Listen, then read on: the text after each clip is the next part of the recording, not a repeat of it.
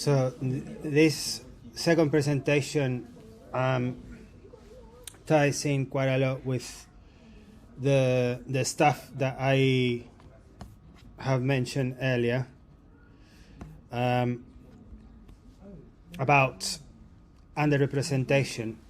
And so again, this work hasn't been published yet.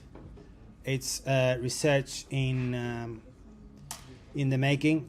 We're hoping to have it submitted for publication in the next couple of weeks. And I think it's quite relevant in terms of the latest state-of-the-art understanding of our fields of genomics, genetics, applied to the clinical setting. So you may all know that there's a lack of diversity in the genomes that were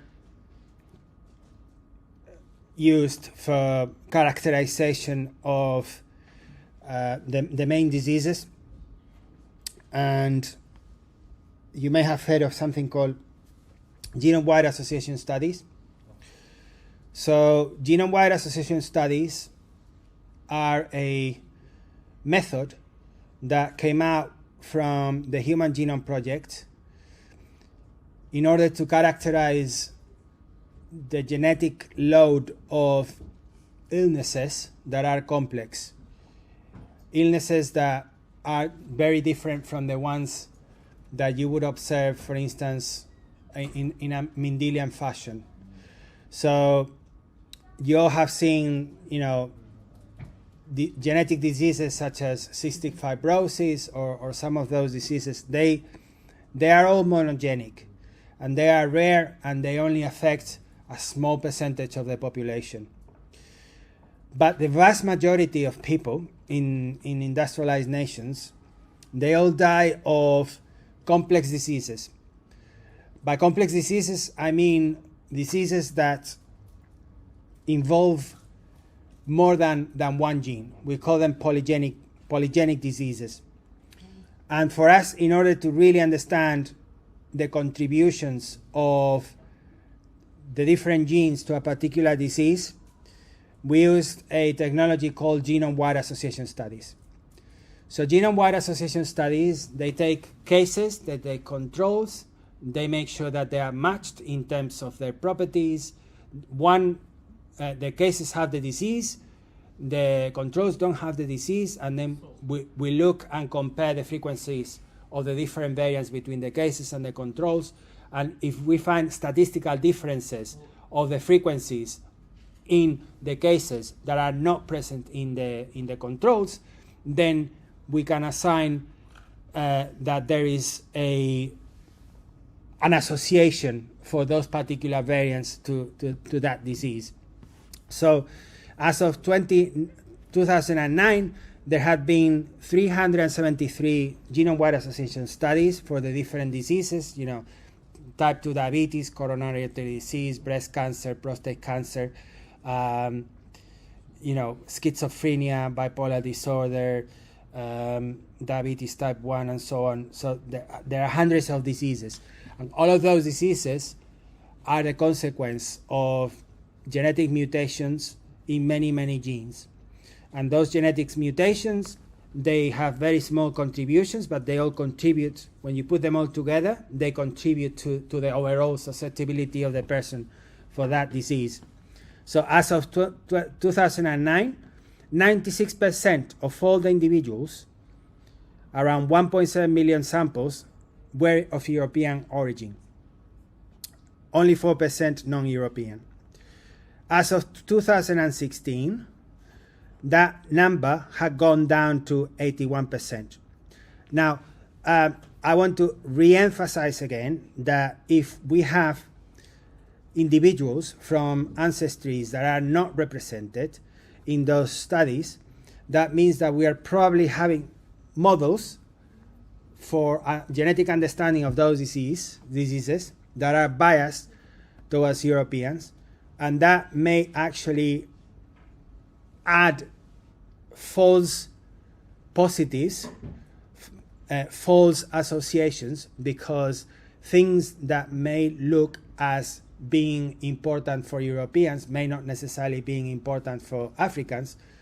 And since the disease is the same, we might have some kind of bias in our current models that are not really representative of the disease.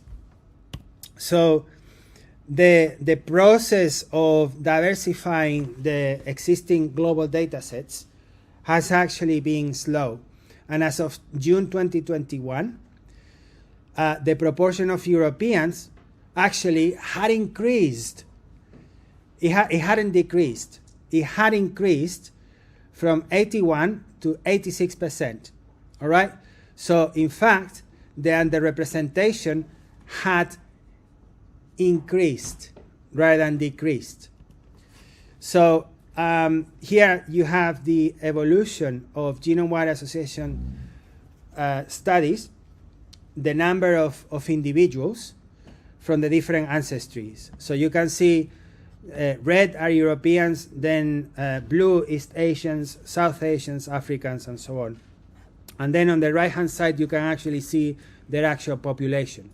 So we have 86% of all individuals being European as of 2021, whereas only, if I remember correctly, 19% of the global population is actually of European origin. And by European origin, we mean, you know, European ancestry people in North America as well, Australia, and so on. So why is this important? Well, it's important because the representation is essential so we can understand how the different databases and reference panels can be actually accurate. And as I said, this ensures that everyone has access to the benefits of genomics, independently of their background or national origin or specific populations. And more diversity actually helps with the accuracy and applicability of genomic information in more populations, because that allows us to have much more precise diagnoses, treatments, and risk assessments for individuals from different backgrounds. But this underrepresentation does not only occur in genome-wide association studies.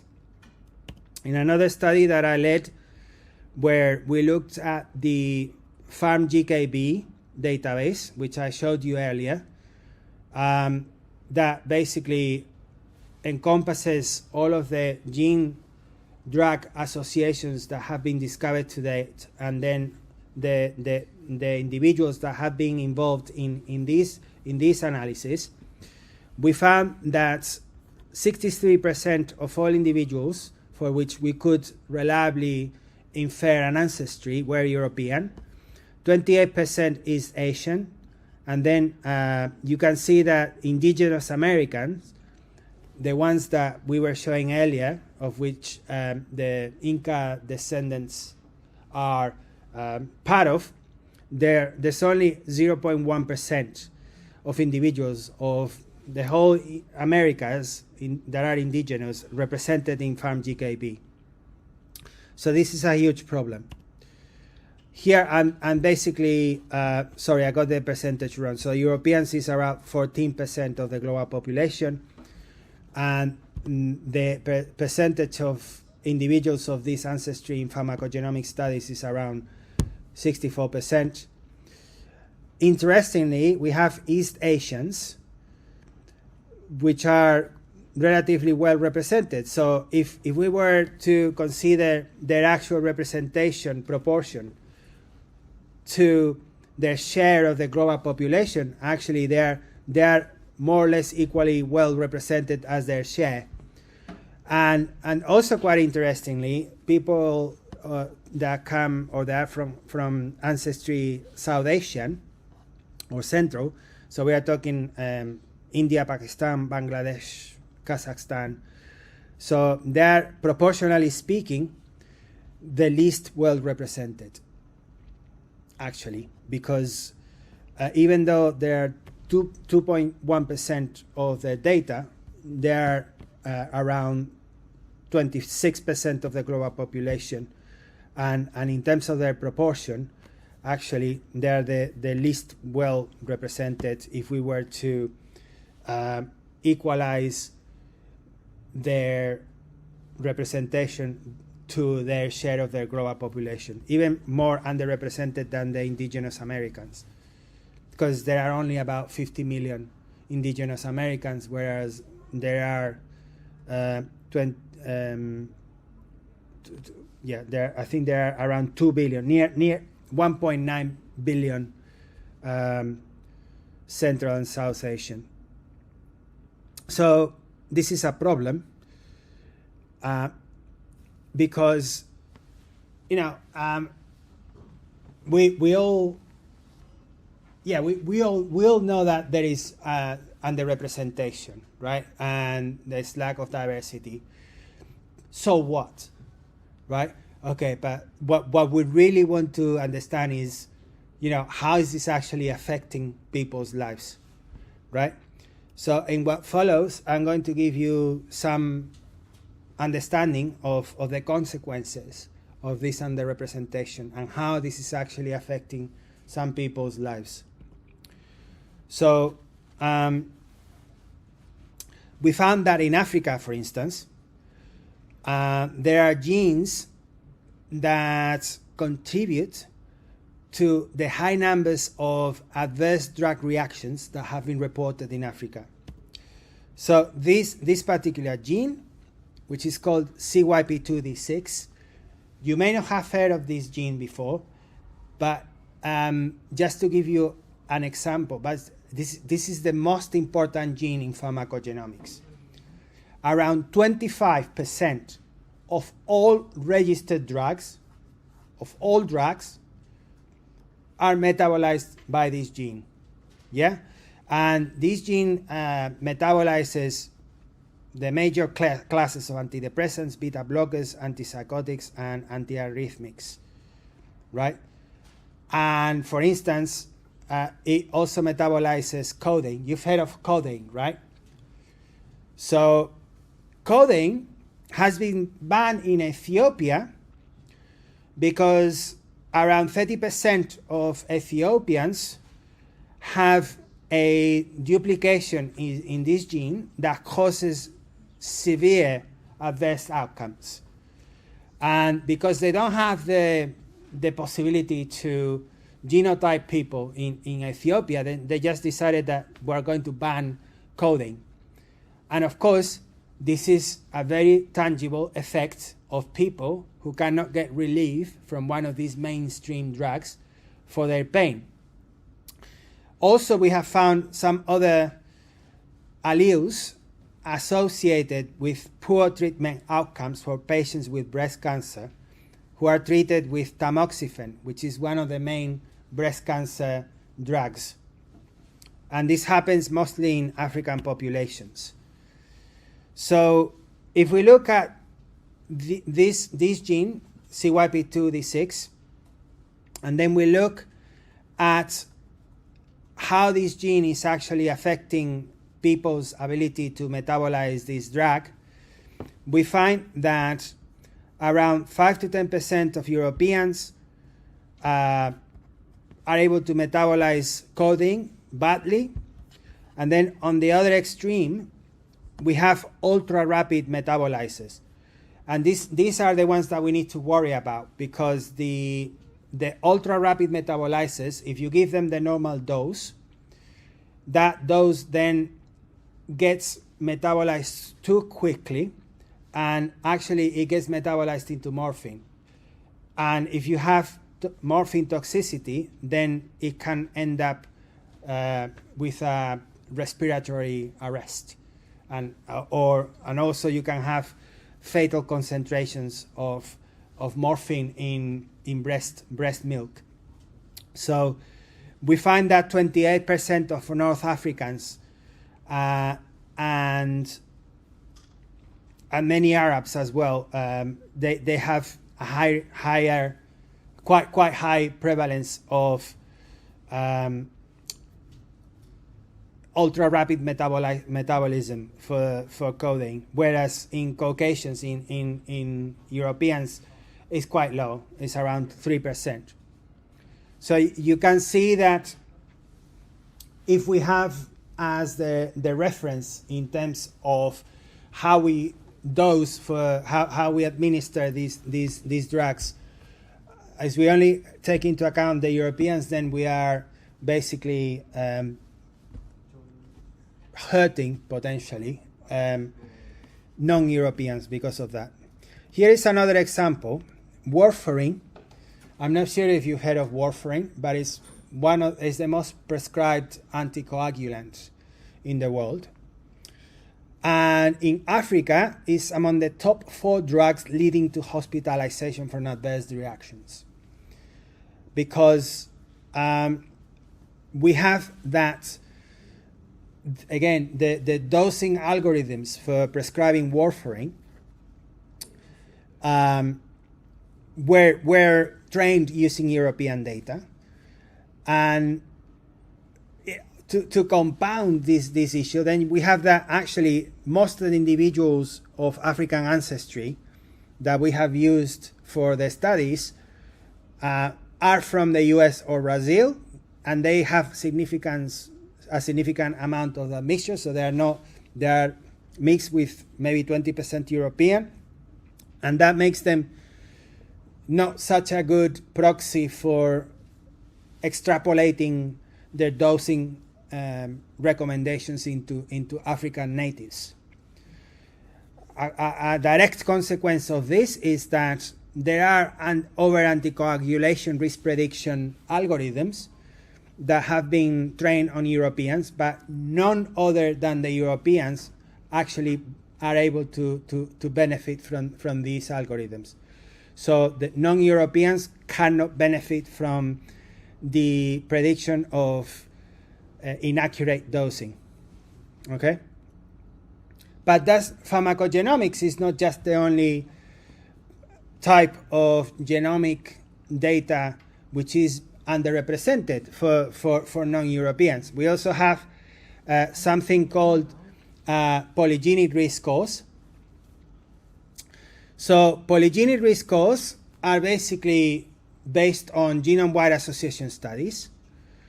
And genome-wide association studies, as I said, they give us a list of SNPs for which we have a score that help us see the contribution of each of those SNPs for a particular disease susceptibility.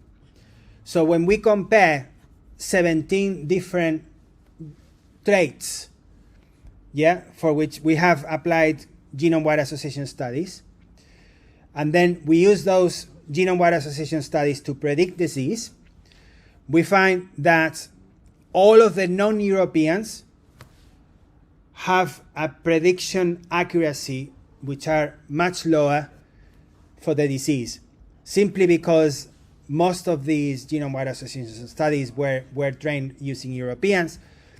We have that the Africans, for instance, they have the lowest prediction accuracy for identification of susceptibility, followed by the East Asians, South Asians, and then Native Americans. We have also found that there are not just ancestry biases, there are also sex biases. We find that women experience adverse drug reactions nearly twice as often as men, yet the roles of gender and sex as biological and social factors increase the risk. We have that women have greater life expectancy in many regions of the world, and they are more likely to require polypharmacy, i.e. being medicated with more than one drug at the same time. And they consequently have much greater risk of suffering from associated health risk due to the healthcare burden because they live longer. We have found that many drugs have been withdrawn from the market because they increased health risk for women And we also found that there's a poor representation of women in clinical trials that led to the approval of drugs. For instance, we find that only 38% of participants in drug efficacy pharmacokinetic studies are women. Here I have an example for chronic kidney disease, where we had 192 clinical trials of individuals for chronic kidney disease. Only 45% of the trial participants were women, whereas women are 33% more likely than men to suffer from chronic kidney disease. And of course, this is kind of subtle, but it's also a lack of inclusion equity in terms of our ability to diagnose, prescribe. So also, we find that for long-term management of chronic pain using opioids, women experience around 50 to 70% increased risk of adverse drug reaction compared to men. And then we also find that sex is able to modify the effect of variants for some other risk in genes. I'm not going to go into the details for this. Finally, there's also underrepresentation in the genomics workforce. And there has been some push towards unlocking the power of genetic data to benefit human health. That is, we need to have better representation of ancestries, better representation of sex, better representation of countries. So there is an important organization in genomics, which is the Global Alliance for Genomics and Health, which encompasses the main institutions that contributed, for instance, to the Human Genome Project, and who now are basically the centers of research that produce most of the genomic studies that we have. And when we look at many institutions in the UK included, and the US and everywhere else, well, we found that most of the people involved in GA4GH, around 20% are female and 80% are male. And then when we look at where these datasets, these projects are being developed, we find that the vast majority are based in the core Anglo countries. So I put the core Anglo countries: Canada, US, Britain, Ireland, Australia, and New Zealand. So the vast majority of the representation of people involved in the Global Alliance for Genomics and Health are based in those 5 countries. And we also found underrepresentation in direct-to-consumer genetic testing. I'm not sure if you have heard of these companies, Ancestry.com or maybe 23andMe. So these companies, you pay them, let's say, £100. They give you a test tube, you spit on it, then you send it somewhere in a posted envelope, and then 6 weeks down the line, they give you, and they send you an email, password protected, and then they tell you, hey, your ancestry and your, all the nice, I call it recreational genomics, because its only use is recreational, really. So one experiment that we performed, because, for instance, with the company 23andMe, they have, as of now, more or less, they have around 10 million customers, right? 10 million. And you can actually, if you want, you can download the data, and there are some people, me included, who decided to donate their data for public research and so on. So we crawled the internet looking for existing open access genotypes. We did a little bit of filtering, and we end up with 2,280 unique, publicly available 23andMe genotypes. And then we used a reference population called the 1,000 Genomes Projects, and we basically projected from the existing 2,200 genotypes what their likely ancestry is most likely to be. And we found that around 95% of all existing 23andMe publicly accessible genotypes are Europeans, and around 2% Asian and 2% African. So the degree of underrepresentation is even greater. And of course, who the heck in the world can afford to pay, you know, 100 pounds just to get a genetic test? And, you know, there are billions of people who don't have a credit card, who don't have access to internet, let alone for these companies to ship the genetic test to those places, because they mostly sell to either Europe and America, maybe some countries in Asia, and that's about it. So again, this is the reality of where we are at with genomics.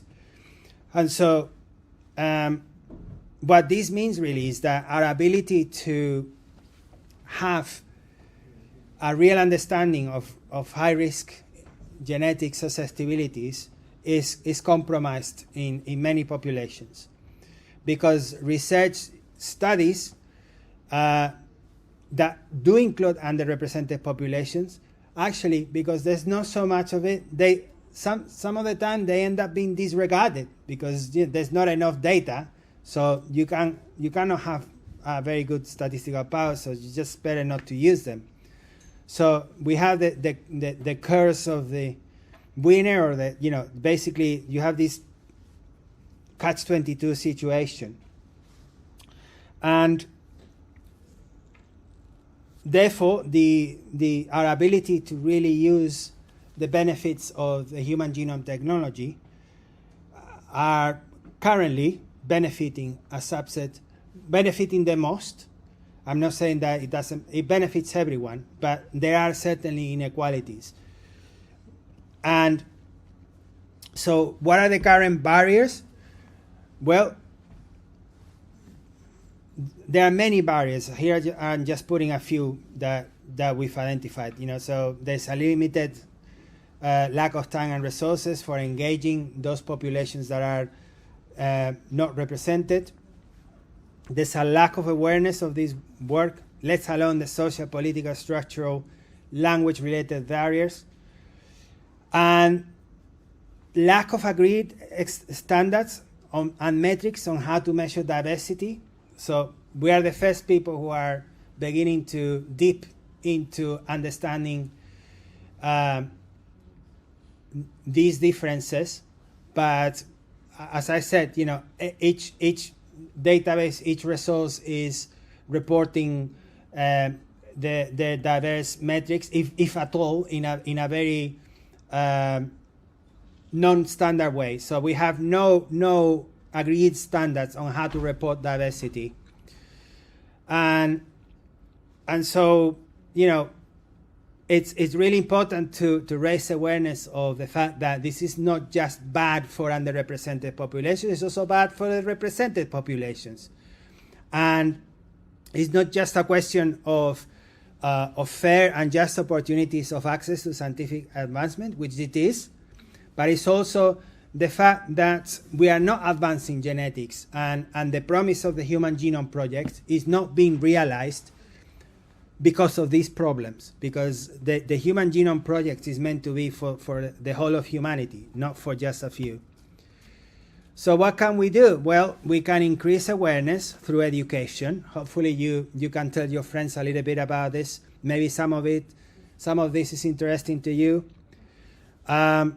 We need financial support. We need standards whereby any of the future genetics experiments should take into account EDI, equality, diversity, and inclusion. We need to address the uncertainty of technologies because a lot of these technologies actually use, again, European-centric cultural values, European-centric technologies, European-centric data. And yeah, we need to increase transparency so that results, and we're able to address this gap in an honest, open manner, and so we can begin to tackle these issues. So what have we learned? So we've learned that there are biases, but we don't know how to quantify all of them. We just have been able to sketch a little bit here, find a few things there, but there is a lack of interoperability between the different data sets that compose our understanding of medical genomics. There's nothing about disability. So how about deaf, blind people? We have virtually non-existent information about people included in the genetic references. We have a very poor understanding of how these biases are actually affecting our understanding of diseases. And we don't know how different what we know is relevant for different populations. We have also found that South Asians proportionally are the least well represented, but since their background is more homogeneous than those of Africans, we all know that Africans, the cradle of Homo sapiens is somewhere in East Africa, so they've had hundreds of thousands of years. If I understand correctly, the first Homo sapiens that left the African continent was around 80,000 years ago. So they've had around 170,000. I cannot do the maths now. Sorry, 270. So I think that the first Homo sapiens appear around 350,000 years ago in somewhere in modern Ethiopia. And then they stayed there in the African continent for about 200,000 years. Then they left, went through the Asian continent and Europe. There have been a number of waves, but because of that, the Homo sapiens have been the longest in Africa. So you find that some of the tribes within the same country may be genetically more distant than Asians and Europeans, right? And they live really close. So the real need for diversity at the moment is probably on the African continent. And there's hardly any research data done on indigenous population. On top of that, we have a very poor record of engagement with them. Something called genetic colonialism. You may have heard of HeLa cells, that people who, some scientists would take the cells from patients, not telling them without their consent, and then, the thing exploding. And at the end of the day, the people who are really benefiting from genome medicine are the wealthy nations, as wealthy people and wealthy nations. This is what it comes down to, if I had to put it in one sentence. So poorer people have no access to genomics, direct to consumer, precise algorithm dosages, or the availability of reference data sets from which we can then assign and interpret their own variability. So in summary, I've given you some pointers of some of the research, exciting research, world-leading, should I say, research, in understanding underrepresentation of datasets. We have analyzed the diversity of researchers in the genomics field as well, and we've provided clear examples where underrepresented populations are suffering the consequences of their lack of inclusion.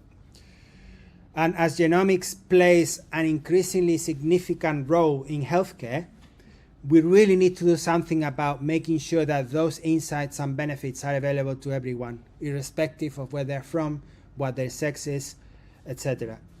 And the quantification of this underrepresentation and biases at least is a first step in helping us, if not resolving the problem, but at least we are identifying the size of the problem so that we can then begin to bridge the gap and ensure the broad applicability of the findings that we have in genomics.